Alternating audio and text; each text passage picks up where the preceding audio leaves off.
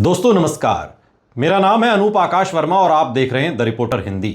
उत्तर प्रदेश विधानसभा चुनाव 2027 को लेकर समाजवादी पार्टी के अध्यक्ष अखिलेश यादव ने 250 सीटें जीतने का लक्ष्य तय किया है, लेकिन वास्तविक राजनीतिक और जातीय समीकरणों के आधार पर यह समझना जरूरी है कि किन क्षेत्रों और सीटों पर समाजवादी पार्टी की मजबूत पकड़ है और कहां वो वास्तविक रूप से जीत की स्थिति में दिखाई देती है। उत्तर प्रदेश में कुल 403 विधानसभा सीटें हैं और बहुमत का आंकड़ा 202 है। ऐसे में 250 सीटों का लक्ष्य बेहद आक्रामक है, लेकिन इसके पीछे समाजवादी पार्टी की रणनीति पीडीए फॉर्मूला पिछड़ा दलित अल्पसंख्यक ये इसके पीछे है और इसके जरिए ओबीसी, दलित और मुस्लिम वोटों को एकजुट करने की कोशिश समाजवादी पार्टी कर रही है। अगर सीटवार और क्षेत्रवार विश्लेषण करें तो समाजवादी पार्टी की सबसे मजबूत पकड़ यादव मुस्लिम बेल्ट में मानी जाती है, जिसमें कन्नौज, मैनपुरी, इटावा, फिरोजाबाद, औरैया, फर्रुखाबाद, बदायूं, संभल, रामपुर, आजमगढ़, जौनपुर, गाजीपुर, मऊ, बलिया, अंबेडकर नगर और गोंडा जैसे जिलों में शामिल है।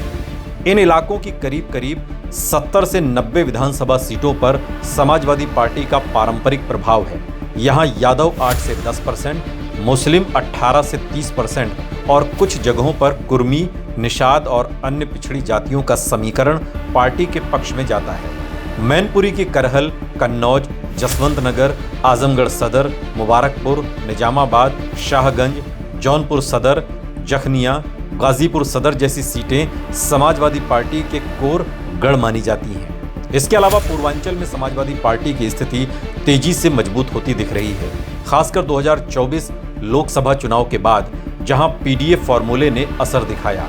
यहां वाराणसी के आसपास की कुछ सीटें, चंदौली, भदोही, संत कबीर नगर, बस्ती, देवरिया, कुशीनगर, गोरखपुर मंडल की कुछ सीटों पर समाजवादी पार्टी चुनौतीपूर्ण स्थिति में है और इन क्षेत्रों में जातीय समीकरण मुस्लिम 15 से 25%, यादव 7 से 10%, निषाद, कुशवाहा, मौर्य, पटेल और अन्य ओबीसी निर्णायक भूमिका निभाते हैं। यदि समाजवादी पार्टी इन गैर यादव ओबीसी को पूरी तरह जोड़ने में सफल होती है तो यहां 60 से 80 सीटों पर मजबूत दावेदारी बन सकती है। पश्चिमी उत्तर प्रदेश में समाजवादी पार्टी की स्थिति मिश्रित है, लेकिन यहां गठबंधन और मुस्लिम यादव ओबीसी समीकरण उसे मजबूती दे सकता है।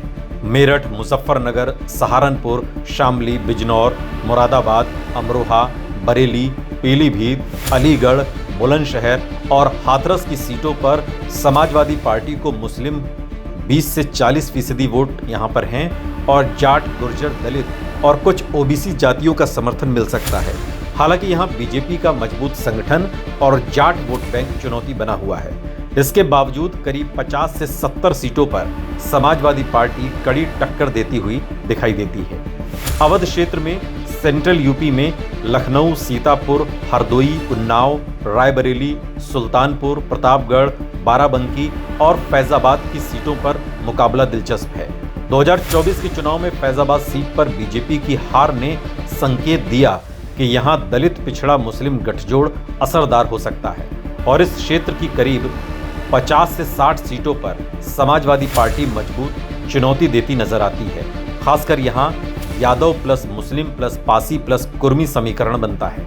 बुंदेलखंड क्षेत्र में झांसी, बांदा, चित्रकूट, महोबा, हमीरपुर, जालौन में समाजवादी पार्टी की स्थिति अपेक्षाकृत कमजोर रही है, लेकिन यहां भी दलित और ओबीसी वोटों के सहारे 10 से 15 सीटों पर वो लड़ाई में आ सकती है। अगर सीटवार संभावित समाजवादी पार्टी के प्रभाव को समग्र रूप में देखा जाए तो करीब 180 से 220 सीटें ऐसी हैं जहां समाजवादी पार्टी या तो मजबूत है या कड़ी टक्कर में है, जबकि 120 से 150 सीटों पर बीजेपी की बढ़त दिखाई देती है। 250 सीटों का लक्ष्य तभी संभव है जब समाजवादी पार्टी को गैर यादव ओबीसी, दलित, खासकर जाटव के अलावा अन्य दलित और मुस्लिम वोटों का व्यापक एकीकरण मिल जाए, क्योंकि उत्तर प्रदेश में जातीय राजनीति अभी भी चुनावी परिणाम तय करने का सबसे बड़ा फैक्टर है। ब्राह्मण 12 से 13% वोट अभी भी कई सीटों पर निर्णायक हैं, जिन्हें साधने की कोशिश सभी पार्टियां कर रही हैं और ब्राह्मण इस बार